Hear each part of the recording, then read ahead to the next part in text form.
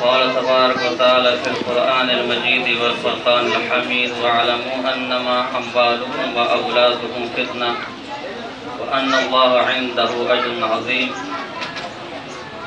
وقال رسول الله صلى الله عليه وسلم أدبوا أولادكم بثلاث خصال: حب نبيكم وحب أهل بيته وقراءة القرآن. وقال رسول الله صلى الله عليه وسلم أكرموا أولادكم. وقال علي رضي الله تعالى عنه أكرموا أولادكم فإنهم خلقوا لغير زمانكم، أو كما قال رسول الله صلی اللہ علیہ وسلم.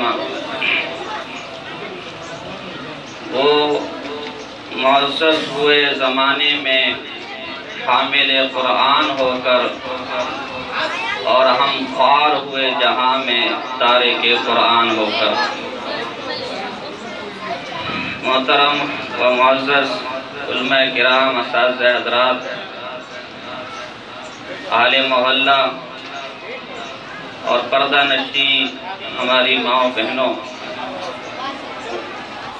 آپ کے پاس یہ دوسری دفعہ یہاں آنا ہوا. میں اگر چاہنا تو اپنے آپ کو اس لائق سمجھتا ہوں، اور کئی بھائی مولانا الامین صاحب بیٹھے ہوئے ہیں، کئی عذر بیان کیے، لیکن ان کی محبت تھی، ان کا اصرار تھا کہ آپ ہی نے آنا ہے. پچھلے سال والی باتیں ہی دوبارہ بطور تکرار کے دہرانا چاہوں گا. ہمارے ختم نبوت کے ایک مبلغ ہیں، انہوں نے بڑی دلچسپ بات ایک دفعہ کی کہ بھائی ہمارا دین پرانا ہے تو ہم نئی باتیں کہاں سے لے کر آئیں؟ دین وہی 1400 سال پہلے والے، تو باتیں بھی وہی پرانی لے کر آئیں گے. بہرحال بڑے اعزاز اور خوشی کی بات ہے کہ آج آپ کے بچے یہاں سے قرآن پڑھ کے نکل رہے ہیں. میں مختصر، چونکہ وقت کافی ہو گیا ہے، مختصر وقت میں ان بچوں کے جو والدین ہیں ان سے چند باتیں کرنا چاہوں گا. یہ جو نیچے تمبو کے اندر ہماری مستورات ہے، عورتیں ہیں، ان سے بھی گزارش ہے. ابھی میں راستے سے آ رہا تھا تو کافی چلت پھرت وہاں لگی ہوئی تھی. ان سے بھی گزارش ہے کہ یہ صرف 15-20 منٹ، آدھے گھنٹے کے لیے آرام سے اپنی جگہ پر بیٹھی رہیں، اور جو باتیں اللہ کی طرف سے القاء ہوں اور وہ قرآن و حدیث کے مطابق اسے سنیں اور اس پر عمل کرنے کی کوشش کریں. میں ایک دفعہ پھر واضح کر دوں کہ اس وقت بچے میرے مخاطب نہیں ہیں، بلکہ یہ جو حضرات بیٹھے ہوئے ہیں ان سے میں چند گزارشات کرنا چاہوں گا.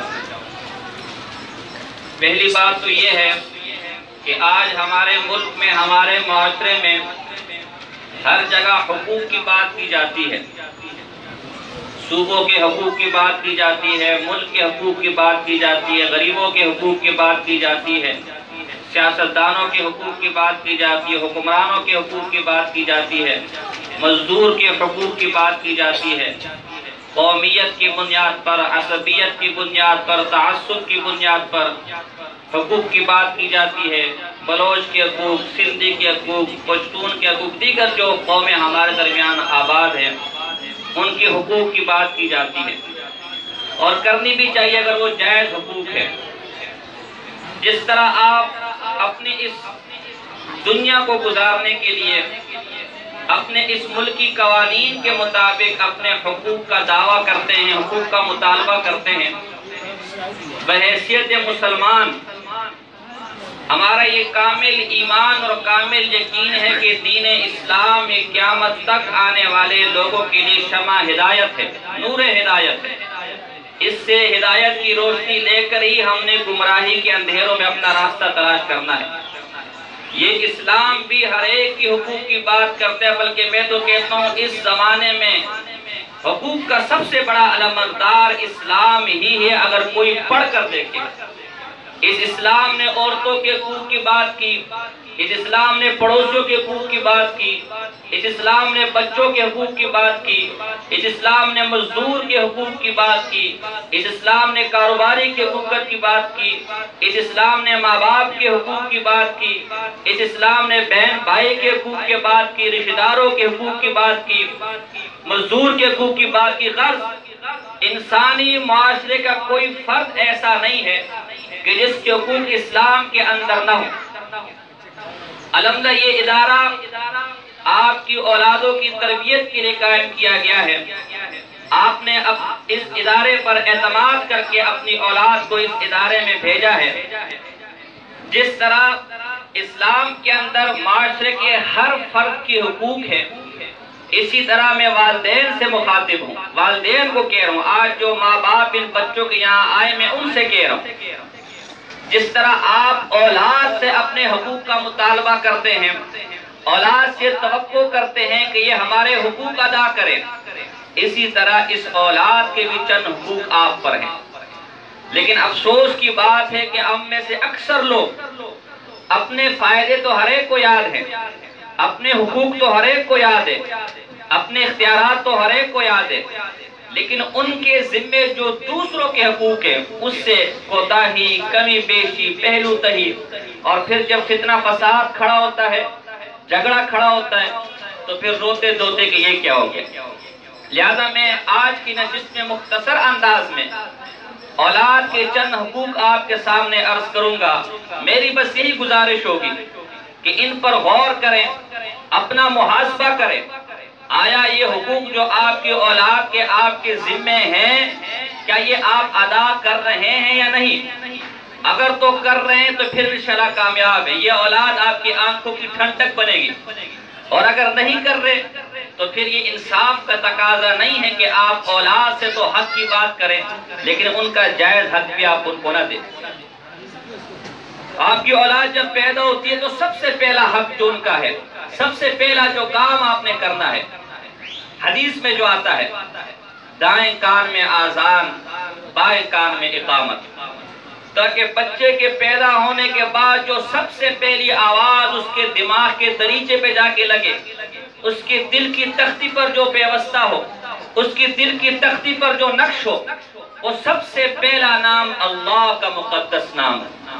آج کی سائنس یہ کہتی ہے کہ بچہ بچپن میں جب چھوٹا ہوتا ہے، اگر چاہ وہ الفاظ کے معنی سمجھتا تو نہیں ہے، لیکن ان الفاظ کے اثرات اس کے ذہن و دماغ پر موت تک رہتے ہیں۔ کئی واقعات ایسے میں آگے سناؤں گا بھی، بلکہ علماء تو یہاں تک کہتے ہیں کہ اگر کوئی آس پاس دائیا ہو، وہ جو بچے کی ولادت کے وقت بوڑھی باڑیاں ہوتی ہیں، وہ بچے کی ولادت میں مدد کرتی ہے، دائی، ہمارا تو دائی کہا جاتا ہے، آج کل تو خیر ڈاکٹر اور ڈاکٹرنی آ گئی، تو ان کو بھی یہ تنبیہ کر دی جائے کہ جب بچے کی ولادت ہو تو کسی قسم کی کوئی فضول گفتگو نہ کرے، خاموش رہے، تاکہ سب سے پہلے جو اس کے کان میں آواز جائے وہ اللہ کی مقدس نام کی آواز جائے، تاکہ ساری زندگی اس کے دل و دماغ پر اس آواز کی ہیبت رہے، اس آواز کا اثر رہے۔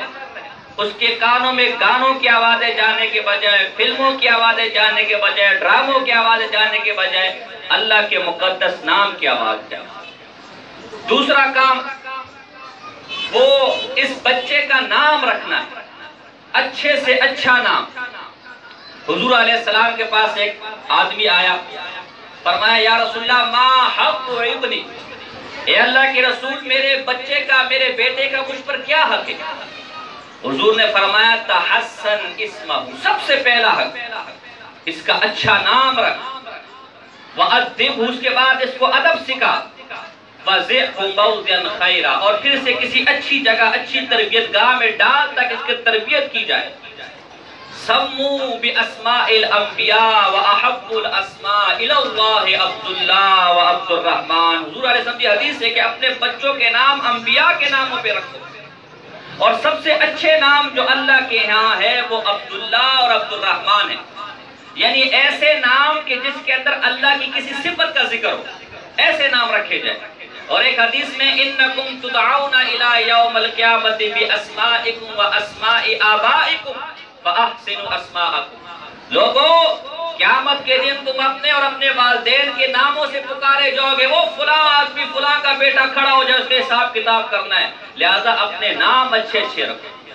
آج ہمارا ایک عجیب ٹرینڈ چل گیا ہے، ایک عجیب طریقہ کے نت نئے نام، عجیب و غریب نام، نہ سر نہ پیر۔ مولوی کے پاس اس نام کا کیا مطلب، ہمیں بچے کا نام رکھنا ہے۔ میرے پاس کچھ عرصہ پہلے ایک صاحب ہے جی، میں اپنے بچے کا نام بچی کا نام رکھنا چاہتا ہوں لاریب۔ تو میں نے کہا ٹھیک ہے رکھ لے، کوئی مسئلہ تو نہیں ہے، لیکن اچھا نام نہیں ہے، کوئی اچھا سا نام دیکھ لے، با مقصد بامانہ نام دیکھ لے۔ کہا جی کیا مطلب ہے اس نام کا؟ میں نے کہا یہ اسم تو ہے نہیں، لا ریب، کوئی شک نہیں، مطلب اس کا یہ۔ کہا جی قرآن میں تو آیا ہوا ہے نا۔ میں قرآن میں تو ابو لہب بھی ہے، قرآن میں تو فرعون بھی ہے، قرآن میں تو خنزیر بھی ہے۔ قرآن میں کسی کا نام آنا اس نام کے رکھنے کی دلیل نہیں ہے۔ قرآن میں تو بہت سے نام آئے، کبھی رکھے وہ نام آپ نے؟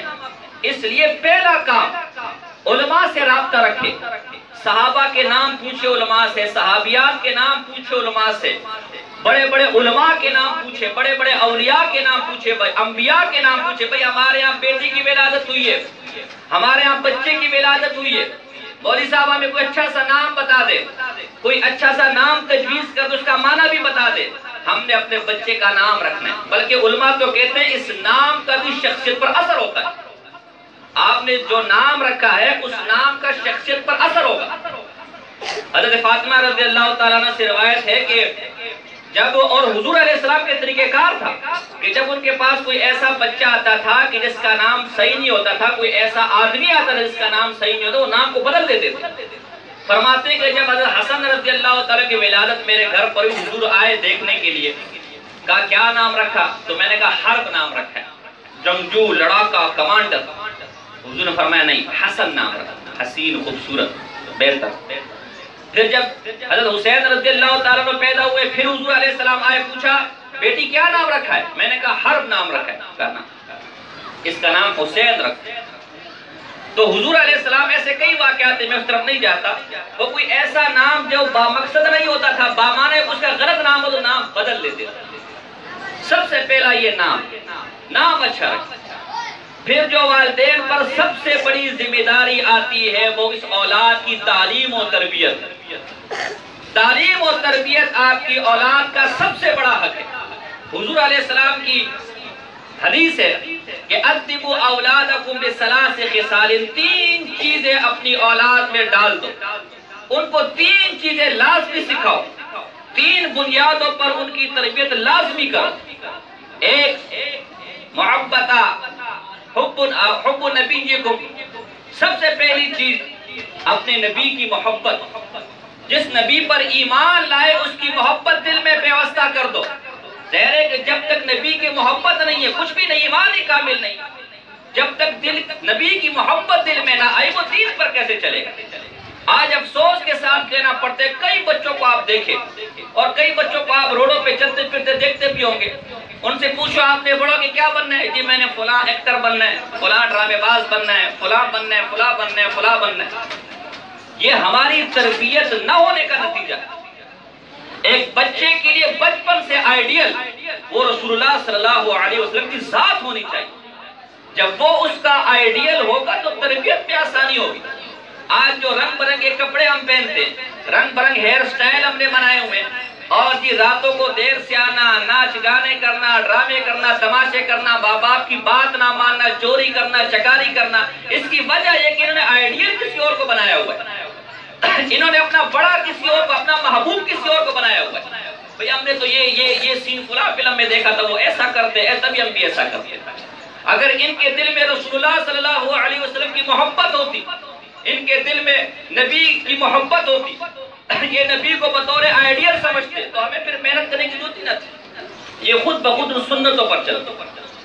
دوسری حب اہل بیتی، میری اہل بیت کی محبت، میرے خاندان والے جو ان کی محبت، اس لیے کہ خود حدیث میں آتا ہے کہ نبی کریم صلی اللہ علیہ وسلم نے فرمایا کہ میرے گھر والے، میرے خاندان والوں کی مثال کشتی نوح کی طرح ہے، جیسے نوح کی کشتی میں جو بیٹھ گیا وہ نجات پا گیا، میرے اہل بیت کے طریقے پہ جو چلے گا وہ نجات پا جائے گا۔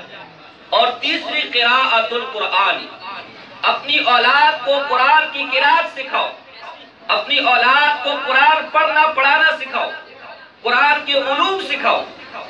الحمدللہ آپ حضرات کا یہ ادارہ اسی واسطے بنا ہے کہ یہاں آپ کی اولاد کو قرآن کی تعلیم سے آگاہ کیا جائے، آپ کی اولاد کی روزمرہ کی تربیت پر توجہ دی جائے۔ حضور علیہ السلام کی حدیث ہے کہ جس کی 2 بیٹیاں ہوں اور وہ ان کو اچھا کھلائے پلائے، ان کی تربیت کرے، اس پر جنت واجب ہو جاتی ہے۔ لیکن مجھے افسوس کے ساتھ کہنا پڑتا ہے کہ آج وہ چھوٹے چھوٹے بچے جو ہماری توجہ کے مستحق تھے، وہ چھوٹے چھوٹے بچے جو ہماری تربیت کے مستحق تھے، کتنے افسوس کے ساتھ کہنا پڑتا ہے کہ آج ان بچوں کو ٹائم دینے کا وقت ہمارے پاس نہیں۔ کوئی ماں ہے وہ الگ نوکری میں لگی ہوئی ہے، باپ ہے وہ الگ نوکری میں لگا ہوا ہے، جو وقت بچتا ہے جی فیس بک پہ، سوشل میڈیا پر، سمارٹ فون پر، لیپ ٹاپ پر۔ بچہ آنا چاہتے ہے، کچھ کہنا چاہتا ہے، مجھے مدرسے میں کوئی مسئلہ ہے، مجھے گھر میں کوئی مسئلہ ہے، مجھے محلے میں کوئی مسئلہ ہے، مجھے کسی بچے سے کوئی مسئلہ، اپنے دل کی بات کرنا چاہ رہا ہے، لیکن ہمارے پاس وقت نہیں ہے اس کو سمجھنے کا، اس کی بات سننے کا۔ وہ ماں جو سب سے پہلے تربیت گاہ ہے، ماں کی گود سب سے پہلی تربیت گاہ ہے، آج اس ماں کا حال کیا ہے؟ ہر آدمی دیکھ، جب بچہ بگڑتا ہے تو مولوی کے پاس آتے ہیں، اوئے اوئے مولوی صاحب ہمارا بچہ ہمارا نافرمان ہو گیا، ہماری بات نہیں مانتا، شرارتیں کرتا ہے، محلے والے اس سے تنگ ہے، ماں باپ اس سے تنگ ہے، پڑوسی سے تنگ ہے، بھائی سے تنگ ہے، کئی دفعہ سمجھا چکے ہماری بات نہیں مانتا، کوئی تعویذ نہیں کر دیتا۔ بھائی مولوی تجھے کہاں سے تعویذ نہیں کر دے گا؟ اس کی سب سے پہلی تربیت گاہ تو اس کی ماں کی گود تھی۔ ماں کو ٹی وی سے فرصت نہیں ملتی، ماں کو فلموں سے فرصت نہیں ملتی، ماں کو موبائل سے فرصت نہیں ملتی، بچپن سے ٹی وی پہ ڈرامے دیکھ رہا ہے، فلمیں دیکھ رہا ہے، ان ڈراموں کے اندر یہ سیکھتا ہے، ان فلموں کے اندر یہ سیکھتا ہے، میں پڑوس کی لڑکی کیسے بگاؤں، میں پڑوس کے بینک میں ڈاکے کیسے ڈالوں، میں ٹارگٹ کلنگ کیسے بنوں، میں بھتے کیسے لوں، میں لوگوں کی جیبیں کیسے لوٹوں، میں لوگوں سے لڑائی جھگڑے کیسے کروں، میں گالم گلوچ کیسے کروں، میں بڑا کے کوئی دہشت گرد کیسے بنوں۔ اور جب بچپن ہی سے تو نے اس کو یہ سکھایا ہے، بڑا ہو کے اگر وہ لوگوں کی جیبیں کاٹتا ہے، لوگوں کے گریبان میں ہاتھ ڈالتا ہے، تیری بات نہیں مانتا، اس میں بچے کا کیا قصور ہے؟ قصور تو تیرا ہے۔ جو وقت اسے تربیت دینے کا تھا، جو وقت اسے کچھ سکھانے کا تھا، جو وقت اسے کچھ بنانے کا تھا، تجھے اس وقت میں فرصت نہ ملی۔ آج روتا ہوا آتے ہیں مولوی کے پاس ہی کچھ کر کے، مولوی کیا کر کے دے گا؟ اس کا تعویذ کیا کر کے دے گا؟ مارکیٹ میں آپ جاتے ہیں نا، کوئی فریج لیتے ہیں، کوئی جنریٹر لیتے ہیں، کوئی مشین لیتے ہیں، تو وہ ایک وارنٹی کارڈ دیتا ہے، اس کے اوپر یہ لکھا ہوتا ہے بھائی آپ نے ہماری اس مشین کو ایسے ایسے ایسے استعمال کرنا ہے، اگر آپ نے ایسے استعمال کر لیا تو پھر کوئی خرابی آئے گی تو ہمارے پاس آ جانا، ہم ٹھیک کر کے دے دیں گے۔ اگر ان اصولوں کے مطابق آپ نے مشین نہیں چلائی اور خراب ہو گئی تو ہماری وارنٹی کا کوئی اعتبار نہیں۔ مولوی نے جو طریقہ تجھے بچے کو پالنے کا بتایا تھا، جو پوسنے کا بتایا تھا، شریعت نے جو طریقہ تجھے بتایا تھا، تو اس طریقے پر بچے کو لے کر گیا نہیں۔ اب مولوی کے پاس آتے، مولوی بیچارہ کیا کرے تیرے بچے کا؟ اس لیے میری گزارش سب سے پہلے والدین سے یہ کہ بچوں کو بھرپور توجہ دے۔ آج بچوں کو توجہ تو کیا بیچارے تھوڑے وقت کے لیے پورو جا ٹائم نہیں میرے پاس۔ حضور علیہ السلام کے حدیث ہے اکرموا اولادکم، اپنی اولاد کی عزت کرو، اپنی اولاد کا اکرام کرو۔ آج ہم اولاد سے سیدھے منہ بات کرنے کو تیار نہیں۔ حضور علیہ السلام کے پاس پڑوس میں، یہ حضور علیہ السلام کا گھر ہے، یہ سامنے بی بی فاطمہ رضی اللہ تعالی عنہ کا گھر ہے۔ وہ جب حضور علیہ السلام کے گھر آتی، دروازہ بجاتی کھٹکھٹاتی، بھی میں ہوں، حضور علیہ السلام فوراً اٹھ کھڑے ہوتے، اپنی بیٹی کے پاس خود جاتے، ان کا ہاتھ پکڑتے، چومتے، میری بیٹی میری بیٹی میری بیٹی، لاتے اپنے ساتھ اپنے کمرے میں چارپائی پہ خود بٹھا۔ آج کوئی اپنی بیٹی کے ساتھ اپنے بیٹے کے ساتھ کسی نے کرتے ہوئے دیکھا؟ وہ آگے مصیبت، پھر آگے، ابھی تو گئے تھے پھر اٹھ کر آگے سسرال سے۔ یہ ہمارا حضرت ایک دفعہ حضور علیہ السلام ممبر پہ بیٹھے ہوئے جمعے کا خطبہ بیان کر رہے ہیں۔ زور کی 4 رکعت فرض ہے، جمعے میں 2 رکعت ہو گئی۔ بعض علماء نے لکھا ہے کہ یہ جو 2 رکعت بچ گئی ہیں یہ خطبے میں چلی گئی ہیں، یعنی خطبے کا مقام بھی من وجہ نماز کے برابر ہے، فرض نماز کے برابر۔ حضور علیہ السلام خطبہ دے رہے ہیں، دیکھتے حسن حسین جو نواز ہیں گیٹ پر آ رہے ہیں، چھوٹے بچے لڑکھڑاتے ہوئے آ رہے ہیں، خطبہ چھوڑ کے ممبر چھوڑ کے دوڑتے دوڑتے دونوں کو پکڑ کے چومنے لگ گئے۔ آج کوئی ہم میں سے ایسا ہے جو اپنی اولاد کے ساتھ ایسا کرے؟ وقت ہی نہیں۔ گالی کے علاوہ کوئی اور بات نہیں، ڈانٹ ڈپٹ کے علاوہ کوئی اور بات نہیں، جھڑکنے کے علاوہ کوئی اور بات نہیں۔ حضور علیہ السلام نماز پڑھ رہے، نماز حسن حسین آ جاتے، سجدے میں اوپر کمر کے اوپر چڑھ جاتے، حضور علیہ السلام اٹھتے نہیں تھے سجدے سے، کہیں ایسے نہ اٹھو نہیں یہ پھسل کے نیچے نہ گر جائے۔ یہ حضور علیہ السلام کا طریقہ تھا، صرف اپنی امت کو تربیت دینے کے لیے کہ اولاد کے ساتھ کیسے چلو۔ آج ماں باپ اولاد کا تو گلہ کرتے ہیں کہ جی اولاد ہماری نافرمان ہے، اولاد ہماری بدبخت ہو چکی، اولاد ہماری نہیں مانتی، لیکن انہوں نے خود اولاد کے ساتھ کیا کہ یہ ان کو نظر نہیں آتا۔ اولاد ماں باپ کے حقوق کی تو ہر کوئی بات کرتا ہے، لیکن اولاد کا تجھ پہ کیا حق تھا یہ کوئی بات نہیں کرتا۔ یہی حضرت حسن رضی اللہ تعالیٰ نے کو ایک دفعہ اپنے کندھے پر بٹھایا حضور علیہ السلام نے، جا رہے عمر فاروق راستے میں ملے، کہا آہا کیا شاندار سواری ہے، حضور کو فرما رہے ہیں، حضور سے شاندار سواری کیا ہو سکتی ہے؟ حضور نے فرمایا سوار بھی تو کتنا شاندار ہے، سوار بھی تو کتنا اعلیٰ درجے کا۔ یہ حضور علیہ السلام کا بچوں کے ساتھ اقرا بن حابس تمیمی ایک دفعہ حضور کی مجلس میں بیٹھے ہوئے تھے، حضور نے اپنے پوتوں کو اپنے نواسوں کو بوسہ دیا، حسن حسین کو۔ اقرا بن حابس حیران، فرمایا حضور میرے 10 بیٹے ہیں، 10، آج تک میں نے کسی ایک کو بھی نہیں چوما۔ حضور ایک دم جلال میں آ گئے کہ من لا یرحم لا یرحم، اور جو خود رحم نہیں کرتا آسمان والا بھی اس پر رحم نہیں کرتا۔ آج ہم دیکھیں ہم نے اپنی اولاد کے ساتھ کیا کیا۔ میں آپ کو ایک عجیب بات بتاؤں، میں ایک دفعہ اپنی گلی میں آ رہا تھا، ہمارے محلے میں غیر مسلم عیسائی کرایہ دار ہے، وہ رہتے، ان کی چھوٹی سی بچی تھی، وہ سیڑھیوں سے اتری، ان کو اوپر وہ منع کرتے کہ آپ نیچے نہ آئے، ہم جا رہے ہیں آپ گھر میں جائیں، تو سیڑھیوں سے اتری تو اس نے کہا میں نے آپ کو منع نہیں کیا بیٹا اوپر جائے۔ میں حیران رہ گیا کہ یہ ایک غیر مسلم ہے اور ایک چھوٹی بچی کے ساتھ آپ کے مخاطب ہے، بیٹا میں نے آپ کو منع نہیں کیا، اور ایک کام ہو کر 10 قسم کے سو گالیاں دے دیں، اس کے بعد پھر کہتے جی بچہ بڑھو کے گالیاں دے رہا۔ بھئی جب اسے بچپن میں سنے تیرے منہ سے یہ، حضرت انس رضی اللہ تعالیٰ فرماتے میں 10 سال حضور علیہ السلام کی مجلس میں رہا، حضور نے مجھے ایک دفعہ، بچے تھے چھوٹے سے بچے حضور کی خدمت میں آئے تھے، ایک دفعہ حضور نے مجھے یہ نہیں کہا کہ یہ کام کیوں کیا یہ کام کیوں نہیں کیا۔ فرمایا ایک دفعہ مجھے کسی کام سے بھیج دیا، راستے میں کی میلہ لگا ہوا تھا، آج کل بھی ہمارا میلے وغیرہ لگتے ہیں، کوئی ہوگا کوئی میلہ کچھ چل رہا ہوگا تو بچہ ہوتا ہے، کہتے میں وہاں کھڑا ہو گیا، وہ تماشا دیکھنے لگ گیا، کام بھول گیا، میں کام میرے دیر سے نکل گیا۔ اب حضور سے ہم پریشان ہو گئے کہ بھئی اتنی دیر سے میں نے بچہ بھیجا ہوا ہے، خدا جانے کیا ہوا ہے، بچہ میں تک واپس نہیں آیا۔ کہا ڈھونڈتے ڈھونڈتے حضور اس میلے تک پہنچ گئے، مجھے دیکھ لیا، کہا پیچھے سے مجھے یہاں سے پیار سے پکڑ لیا، کہا میں ڈر گیا کہ مار نہ دے، میں وہیں سے بھاگ گیا۔ بعد میں جب میں گھر میں حضور نے مجھے کچھ نہیں کہا کہ بھئی کہاں سے کہاں نہیں تھا۔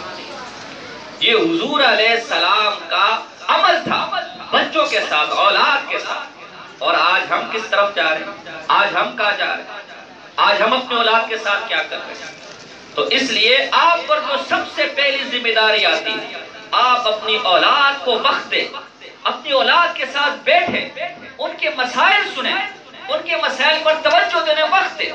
آپ کام دھندہ کریں، کوئی سے منع نہیں کرتا، نہیں کرتا، کسی کو برا بلا نہیں کہتا، لیکن آج ہمارے اسکول کالج کا جو حال ہو چکا ہے اور وہاں سے نکل کے جو بچہ بیڑا غرق اس کو ہو چکا ہے، اس کے مقابلے میں بہت بڑی آپ کی خوش نصیبی کہ آپ نے کو علماء کا مدارس کا ماحول دیا۔ آج اسکول کالج سے بچہ آتا ہے، باپ ڈر رہے ہوتے ہیں کہ کوئی ایسا کام نہ کر لے بچہ ناراض ہو جائے۔ یہ وہ ماحول ہے، یہاں سے جب بچہ نکلتا ہے تو بچہ ڈرتا ہے کوئی ایسا کام نہ کروں باپ ناراض نہ ہو جائے۔ آج افسوس کی بات ہے، میں کئی ایسے لوگوں کو جانتا ہوں کہ جن کے باپ کا جنازہ ہوتا ہے اور وہ جنازے میں شریک نہیں ہوتے کہ میں جنازہ آتا نہیں۔ کیا کمایا، ساری زندگی سے اولاد کے لیے کماتا رہا، نہ حلال دیکھا نہ حرام دیکھا، نہ دن دیکھا نہ رات دیکھا، رول گیا، صبح سے لے کر رات تک لگا ہوئے بھی اولاد کے لیے کچھ کما لو، اولاد کے لیے کچھ کما لو۔ اور اس اولاد کا یہ حال ہم نے کئی ایسے لوگ دیکھے، باپ کا جنازہ پڑے خوش ہے کہ مرے، اب جائیداد تقسیموں کی مزے کریں گے، عیاشی کریں گے، باپ کی وجہ سے کچھ کر نہیں سکتے تھے۔ مولانا منظور مہنگر صاحب ایک واقعہ سنائے، عجیب واقعہ سنائے، کہا ان مدارس کی قدر کرو۔ کہا اشرف المدارس لاہور میں ایک مدرسہ ہے، وہاں کچھ لوگ آئے، ایک آدمی ہے پوٹن، بڑا سرکاری آدمی تھا، بڑی گاڑی میں آئے اور گھومتے گھومتے طلبہ کو پکڑا، بھائی وہ مجھے کچھ لوگ چاہیے، کچھ لوگ چاہیے، کچھ لوگ چاہیے۔ بھئی کس قسم کے لوگ، کون سے لوگ؟ وہ جو آدمی مر جاتے اس کو پیک کرتے ہیں، وہ پیکنگ میں جو دے دیتے آدمی کو، وہ والے لوگ چاہیے، وہ والے لوگ کا ہے۔ تو اس سے کہا بابا وہ سارے ہی ہیں. وہ ایک استاد سے ملے, استاد نے 3-4 آدمی ساتھ, اس میں کچھ یعنی اتنی جہالت اس کو یہ بھی نہیں پتہ کہ کفن دفن کرنا ہے. 3-4 آدمی ساتھ میں ہوئے, استاد ساتھ ہوا گیا, اس کا باپ فوت ہو چکا. اور منظور مہنگل صاحب تو خیر کی اپنی شان ہے, وہ کہتے ہیں وہ جب طلبہ گئے تو کہا باپ ایسے پڑا ہوا ہے, نہ آنکھیں بند کی ہوئی ہے نہ منہ بند کیا ہوا ہے, ایسے زمین پہ پڑا ہوا ہے. یہ بھی اس کو پتہ نہیں کہ اس کو میں نے رکھنا کس طرح ہے, اٹھانا کس طرح ہے. کہا پھر ہم نے پانی وغیرہ بہرحال گرم کیا. زہر آدمی سے جب روح نکلتی ہے تو آہستہ اس کے اعضاء سخت ہونے شروع ہو جاتے ہیں, ٹھنڈے ہونے شروع ہو جاتے ہیں. اس کو نرم کیا, اس کو اچھی طرح نہلایا دھلایا, اس کو کفن میں پیک کیا اور اس کے حوالے کیا. ہاں میں ایک روایت پڑھ کے بس اجازت دینا چاہوں گا کہ یہ آپ حضرات بار بار بیان کرو کہ آپ کی بہت بڑی خوش نصیبی کہ آپ نے اپنے بچوں کے لیے قرآن کو منتخب کیا. تفسیر کبیر امام رازی کی تفسیر ہے, بہت بڑے ایک مفسر گزرے ہیں, اس میں بسم اللہ الرحمن الرحیم پر گفتگو کرتے ہوئے ایک واقعہ لکھتے, 3 واقعہ لکھتے. کل عیسیٰ علیہ السلام کا گزر ایک قبرستان پر سے ہوا, دیکھا اس قبرستان والے کو عذاب ہو رہا ہے, وہ عذاب میں. کچھ عرصے بعد دوبارہ اس قبر پر سے گزر ہوا, دیکھا اب وہ جنت کے خوان اور جنت کے میوے فرشتے اس قبر میں لا لا کر اس کو دے رہے. عیسیٰ علیہ السلام حیران ہوئے. وہ حضرت عیسیٰ علیہ السلام عالم الغیب تو تھے نہیں کہ ان کو پہلے سے پتا ہو کہ نہیں کیا وجہ ہے کیا نہیں وجہ. عالم الغیب تو اللہ کی ذات ہے, نہ انبیاء نہ اولیاء نہ پیر نہ فقیر نہ مشکل کشا ہے نہ عالم الغیب ہے, دونوں صفات اللہ کی. مشکلیں لانے والے بھی اللہ کی ذات, مشکلیں ہٹانے والے بھی اللہ کی ذات, روزی دینے والے بھی اللہ کی ذات, روزی لینے والے بھی اللہ کی ذات, بیماری دینے والی بھی اللہ کی ذات, بیماری لینے والی بھی اللہ کی ذات, خوشی دینے والی بھی اللہ کی ذات, خوشی لینے والی بھی اللہ کی ذات. اگر اللہ عزت دینا چاہے کوئی مائی کا لال روک نہیں سکتا, اللہ عزت نہ دینا چاہے کوئی مائی کا لال دے نہیں سکتا. اللہ روزی بند کر دے کسی در سے کھل نہیں سکتی, اللہ روزی کھول دے کسی در سے بند نہیں ہوگا. یہ سب اللہ کے کام. دو رکعت نماز پڑھی اور اللہ سے 10% دعا ہوا, یا اللہ یہ معاشرہ کیا ہے, اس قبر پہ سے کچھ عرصہ پہلے میں گزرا, اس کو عذاب ہو رہا تھا, اب گزر رہا ہوں تو اس کو نعمتیں جنت کی مل رہی ہے. اللہ نے وہی بھیجی, میرے محبوب عیسیٰ دراصل بات یہ تھی کہ اس بچے کا والد تھا بڑا گنہگار جو قبر میں پڑا ہوا, یہ جو آدمی قبر میں پڑا ہوا یہ تھا بڑا گنہگار, میرا نافرمان تھا. جب مرا میں نے اس کو اس کے اعمال کے مطابق عذاب دینا شروع کر دیا. لیکن یہ ایک حاملہ عورت اپنی بیوی چھوڑ کے گیا تھا, اس کو حمل تھا.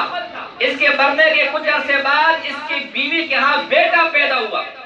بیوی نے کہا جب وہ تھوڑا بڑا ہوا, بیوی نے سوچا میں غریب بیوہ اور اس بچے کو کہاں لیے پھرتے رہوں گی, کچھ پڑھ لے گا, کسی مکتب میں بیٹھ جائے گا, کسی مدرسے میں بیٹھ جائے, کچھ پڑھ لکھ لے گا, باپ کے لیے بھی آخرت کا ذخیرہ بن جائے گا, میرے لیے بھی بن جائے گا. اسے ایک مدرسے کے اندر ڈال دیا, ایک مکتب میں ڈال دیا.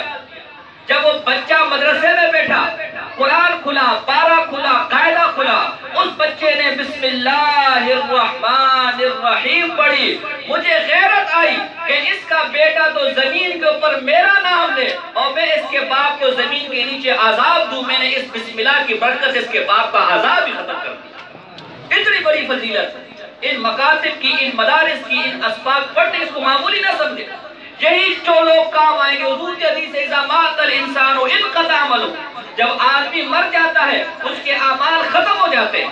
وہ اولاد جس کے لیے ساری زندگی محنت کی, وہ بیوی جس کے لیے ساری زندگی محنت کی, وہ بیوی جس کے بغیر ایک پل نہیں گزر سکتا تھا, وہ اولاد جس کے بغیر ایک پل نہیں گزرتا تھا, جب اب مرتے تو بیوی کہتی ہے جلدی نکالو ہمیں ڈر لگ رہا ہے رات کو یہاں نہ ٹھہراؤ, بچے کہتے ہیں جلدی نکالو ہمیں ڈر لگ رہا ہے رات کو نہ ٹھہراؤ. وہ سارے رشتے, سارے ناطے, سارے تعلقات, کتنا بڑا تعلق والا کیوں نہ ہو, کتنا بڑا جائیداد والا کیوں نہ ہو, وہ سارے اعمال اس کے رہ جاتے, دھرے کے دھرے رہ جاتے. قبر میں کچھ بھی نہیں آتا سوائے 3 چیزوں کے, من صدقۃ جاریہ, ایک صدقہ جاریہ, کوئی کنواں کھود دیا غریب اس سے پانی پی رہا ہے, کوئی کھانے کی دکان کھولی غریب کو وہاں سے کھانا مل رہا ہے, کچھ اور نیکی کا کام کر دیا وہاں سے انسان فائدہ اٹھا رہا ہے, یا تو اس کا عمل جاتا رہے گا.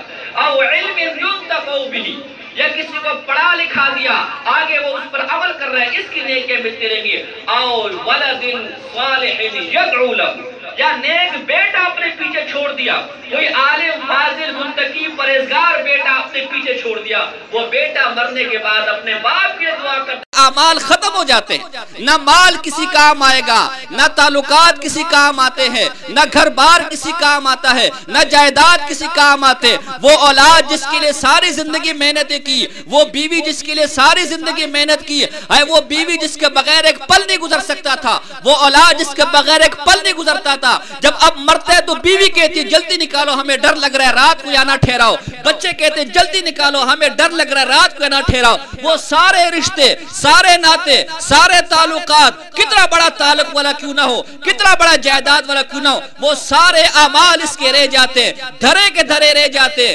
قبر میں کچھ بھی نہیں آتا سوائے تین چیزوں کے، من ثلاث، من صدقات جاریہ، ایک صدقہ جاریہ، کوئی کنواں کھود دیا غریب اس سے پانی پین رہا ہے، کوئی کھانے کی دکان کھولی غریب کو وہاں سے کھانا مل رہا ہے، کچھ اور نیکی کا کام کر دیا وہاں سے انسان فائدہ اٹھا رہا ہے، یا تو اس کا عمل جاتا رہے گا، او علم ينتفع به، یا کسی کو پڑھا لکھا دیا آگے وہ اس پر عمل کر رہا ہے، اس کی نیکیاں ملتی رہیں گی، او ولد صالح يدعو له، یا نیک بیٹا اپنے پیچھے چھوڑ دیا، کوئی عالم فاضل متقی پرہیزگار بیٹا اپنے پیچھے چھوڑ دیا، وہ بیٹا مرنے کے بعد اپنے باپ کے لیے دعا کرتے، رب ارحمہما کما ربیانی صغیرا، یا اللہ میرے ماں باپ کے جانے کے بعد ان پر ایسے رحم فرما جیسے انہوں نے بچپن میں مجھ پر رحم فرمایا، اس کا فائدہ اس کو پہنچتا رہتا ہے۔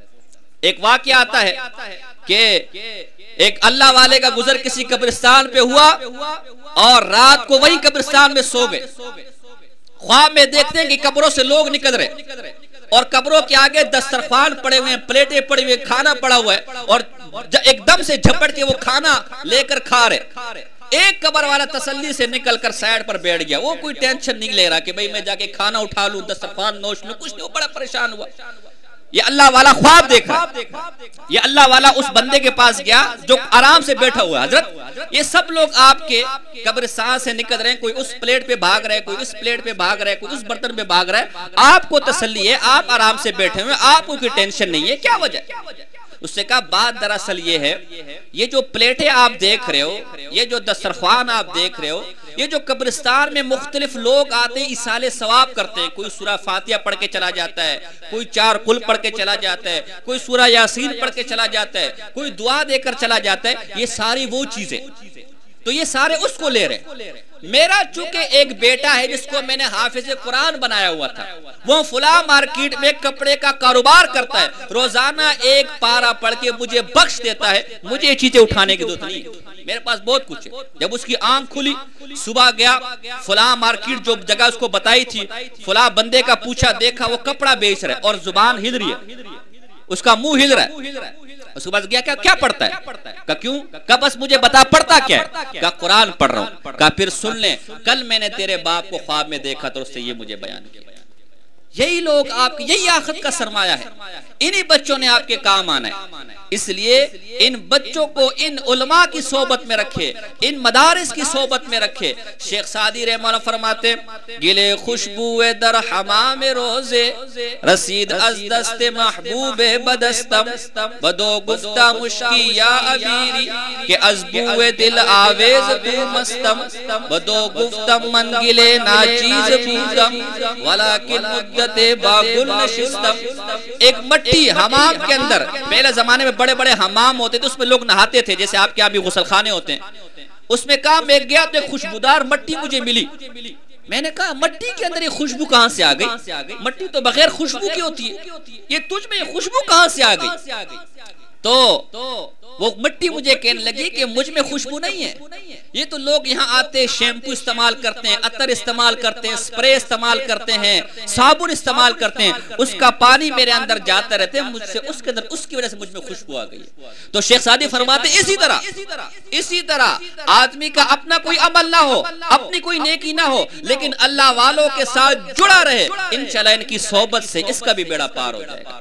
تو اپنے بچوں کو ان اللہ والوں کی صحبت میں رکھے، ان نیکوں کی صحبت میں رکھے، اپنی اولاد کے ساتھ پیار کرے، اپنی اولاد کے ساتھ محبت رکھے۔ مولانا روم رحمہ اللہ ایک واقعہ نقل کرتے، آخری بات کرتا ہوں بس نکلتا ہوں، یہ وصیت خلاصہ بطور خلاصہ کہ اپنی اولاد کو وقت دے، اپنی اولاد کے مسائل پہ غور و فکر کرے۔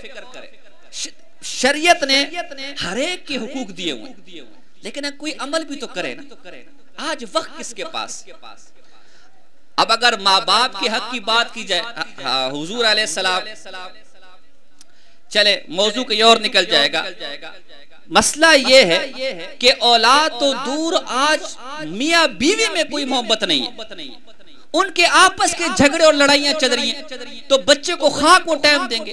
یہ میاں بیوی جو ہیں یہ بھی توجہ دے اس بات کہ ہم نے اولاد کے سامنے کس طرح رہنا ہے، ہم نے اولاد کو کیا تربیت دینی۔ آپ اماں عائشہ صدیقہ رضی اللہ عنہ کے واقعات دیکھیں، ان کی سیرت کا واقعات ہے کہ ایک دفعہ حضور علیہ السلام کے ساتھ فرمایا آئے دوڑ لگاتے، ریس لگاتے، کون جیتتا ہے؟ تو ایک دفعہ ریس لگئی، حضور علیہ السلام جیت گئے، کہا دوبارہ لگائے، جی دوبارہ۔ کچھ عرصے بعد حضرت اماں عائشہ جیت گئی، دوڑ لگائی، ایک جگہ سفر میں جا رہے تھے، اکیلے پیچھے قافلے سے تھوڑا پیچھے رہ گئے، تو اماں جی نے فرمایا آئے دوڑ کا مقابلہ کرتے، ریس کا مقابلہ کرتے۔ تو حضور نے فرمایا کیوں نہیں کرتے؟ جب دوڑ کا مقابلہ لگایا تو اماں عائشہ جیت گئی، حضور اعظم اسے۔ اگلی دفعہ پھر کسی سفر پر جانا ہوا، حضور نے فرمایا وہ پچھلی دفعہ دوڑ کا مقابلہ کیا تھا نا، ریس لگائی تھی، آپ جیت گئی تھی، ابھی پھر لگائیں؟ اماں عائشہ نے فرمایا ہاں کیوں نہیں لگاتے ہیں؟ تو دوبارہ جب دوڑ لگائی تو حضور علیہ السلام جیت گئے۔ تو اماں عائشہ فرماتی میں ذرا تھوڑی سی تندرست ہوگی، بھاری ہوگی، میں ذرا بھاگ نہیں سکتی۔ یہ میاں بیوی کی محبت۔ ایک دفعہ مدینہ منورہ کے اندر کچھ حبشی آئے، تلواروں کے ذریعے سے کوئی فن دکھا رہے تھے، ابھی پردے کا حکم حاصل نہیں ہوا تھا، کوئی مخصوص ایک سجل اسے کہتے ہیں، مخصوص انداز سے اچھلنا، عربی کا ایک طریقہ کار ہے عربوں کا، وہ تلوار لے کر اچھلتے۔ تو اماں عائشہ کو پتہ چل گیا، حضور دیکھ رہے، اماں عائشہ چونکہ گھر ساتھ متصل تھا مسجد نبی کے، اماں عائشہ بھی دیکھنے لگی، بھئی کون ہے، کیا کر رہے ہیں، لیکن ظاہر ہے وہ ابھی بچی تھی، وہ دیکھ نہیں پائی، تو حضور نے ان کو نیچے سے اٹھایا، یہ لو دیکھ لو کیا ہے، دیکھ۔ یہ میاں بیوی کی محبت، یہ تعلق تھا۔ آخر وقت میں حضور علیہ السلام اپنی زوجہ مبارکہ کی گود میں لیٹے ہوئے، گود میں سر رکھا ہوا، آخری سانسیں اپنی بیوی کی گود میں نکلی ہیں۔ اماں عائشہ فرماتی ہے حضور میں اتنی طاقت نہیں تھی کہ مسواک چبا لیتے، میں مسواک چبا چبا کے دیتی، حضور اس سے مسواک کرتے۔ مجھے یہ فخر حاصل ہے کہ حضور کے منہ مبارک میں جو آخری چیز گئی ہے وہ میرا تھوک، میرا لعاب کیا ہے، اور ان کا لعاب میرے منہ میں گیا۔ یہ میاں بیوی کی محبت، یہ تعلق تھا۔ میں نے کہا شریعت نے ہر ایک کو حقوق دیے ہوئے، لیکن ہم عمل تو کریں نا، پھر معاشرہ بنے گا۔ یہ ماں باپ اور اولاد یہی معاشرہ بناتے۔ آپ جو سارے بیٹھے کسی کو اولاد ہیں نا، اور آپ کے بعد یہ اولاد ہے۔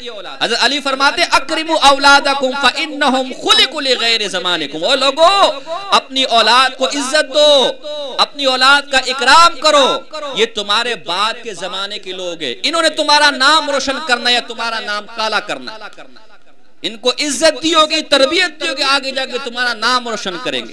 ان کو وقت نہیں دیا ہوگا، تربیت پر توجہ نہیں دی ہوگی، یہ آگے جا کے تمہارا نام کالا کریں گے۔ ان سے محبت سے بات کرو، پیار سے۔ مولا روم ایک واقعہ بیان کرتے ہیں مثنوی کے اندر کہ ایک جگہ ایک آدمی جا رہا تھا، کہیں چوروں کا قافلہ تھا، چوروں نے پکڑ لیا لوٹنے کے لیے، اس کی جیب کاٹنے کے لیے، وہ کسی طرح جان چھڑا کے بھاگے، آگے نکل گئے۔ ہاں آگے ایک آدمی ملا، یہ آدمی چوروں کا لیڈر تھا، ڈون تھا، جسے آج کل ڈون کہتے ہیں، یہ بھی ایک المیہ ہے۔ تو یہ اس آدمی نے اسے کہا یار تو بڑا شریف آدمی ہے، بڑا نیک آدمی ہے، بڑا بزرگ آدمی شکل سے معلوم ہوتا ہے، یہ پیچھے میرے چور لگے ہوئے، ان سے میری جان بچا، تو مجھے شکل سے شریف آدمی معلوم ہوتا ہے۔ اس نے کہا اچھا بالکل، یہاں بیٹھ، دیکھتا ہوں تجھے کون ہاتھ لگاتا ہے۔ جب پیچھے سے چور آئے تو ظاہر چوروں کا کمانڈر تو یہی تھا، وہ چور بالکل سہم گئے۔ کہا حضرت آپ تو ہمارے لیڈر ہیں، آپ ہی نے ہمیں چوری سکھائی اور اب آپ ہمیں منع کرتے ہیں، کہا نا اس کو ہاتھ نہ لگاؤ، جاؤ۔ وہ آدمی حیران رہ گیا، اس سے کہا جب آپ چوروں کے بڑے ہیں، چوروں کے لیڈر آپ ہیں، بجائے مجھے لوٹنے کے میری جان بچا رہے۔ اس چور نے کہا دراصل مجھے زندگی میں پہلی دفعہ کسی نے شریف آدمی کہا، یہ تیری بات میرے دل کو لگی۔ تو دیکھو یہ الفاظ کتنے اثر کرتے ہیں، ایک ہے ڈنڈا اٹھا کے شروع ہو جانا، اور ایک ہی پیار سے اگر آپ سمجھا دیں تو پھر دیکھ اس کا اثر کیسے پڑتا ہے۔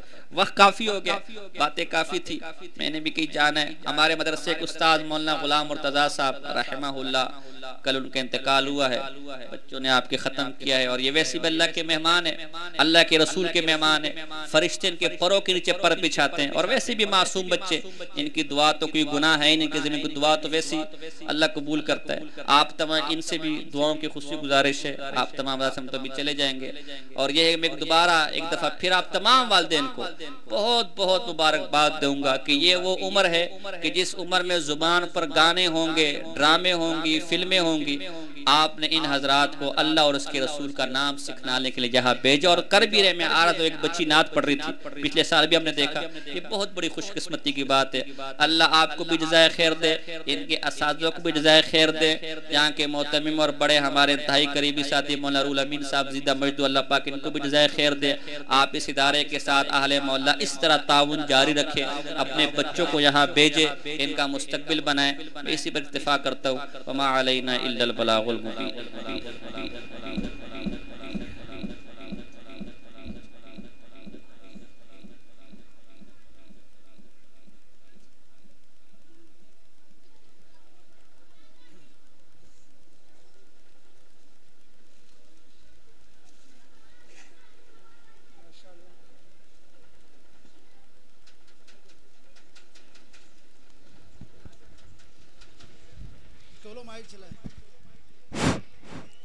ماشاءاللہ، یہ تھے مناظر اسلام حضرت مولانا ساجد خان نقشبندی صاحب دامت برکاتہم العالیہ، آپ کے سامنے خطاب فرما رہے تھے اولاد کی تربیت کے اعتبار سے۔ اب میں حضرت مولانا ابراہیم صاحب سے گزارش کروں گا اور حضرت مولانا سیف اللہ صاحب سے گزارش کروں گا کہ آج کے اس محفل کے بچے جنہوں نے نازہ قرآن کریم مکمل کیا ہے، ان کے سروں کے اوپر دوپٹے رکھیں اور ان کو جو ہے شیلڈ پیش کریں، اور اساتذہ سے گزارش ہے مدرسہ فیض القرآن کے کہ وہ جو ان کے ساتھ تعاون فرمائیں۔